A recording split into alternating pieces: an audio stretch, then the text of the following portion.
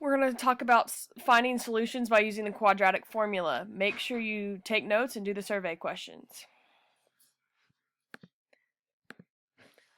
So steps to finding solutions using the quadratic formula. First, you need to memorize the quadratic formula. Then you need to identify what A, B, and C are in the quadratic. Simplify the discriminant. That's the part under the square root. The discriminant is the part under the square root. Make sure you have that in your notes. Simplify the denominator. Split into two problems and solve. And write the answer as a point. These could be whole numbers, decimals, or fractions. What is the quadratic formula? X equals negative b plus or minus the square root of b squared minus 4ac all over 2a. Make sure you have this written down somewhere. So identifying a, b, and c.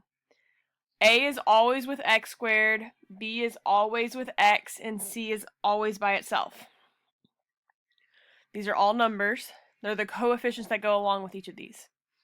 So in our first example, 3 is our A, negative 7 is B, and 2 is C. Let's look at our second example. Negative 1 is A, 0 is B, there's nothing with X, and 5 is C. In our third example, 9 is A, 4 is B, and 1 is C. It does not matter what order. So let's use the quadratic formula to solve this quadratic. So 3 is A, negative 7 is B, and 2 is C. So negative 7 makes a positive 7. And then you have negative 7 squared minus 4 times 3 times 2 all over 2 times 3.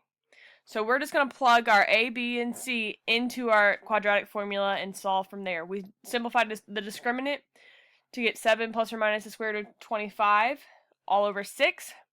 So we break it into two problems. 7 plus the square root of 25 over 6, 7 minus the square root of 25 over 6.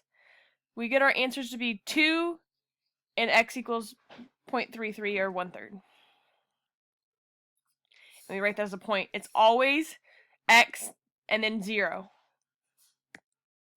Let's look at our second example. So A is negative 1, B is 0, C is 5.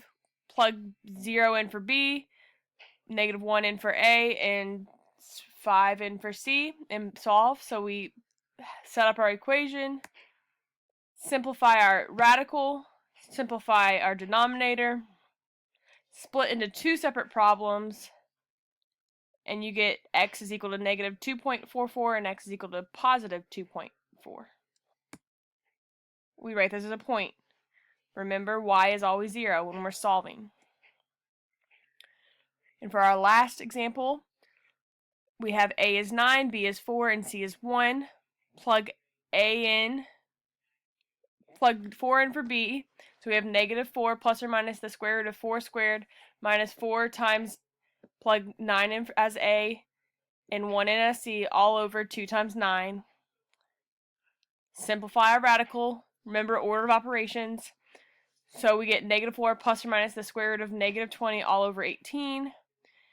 If you put the square root of a negative number into your calculator, it gives you an error.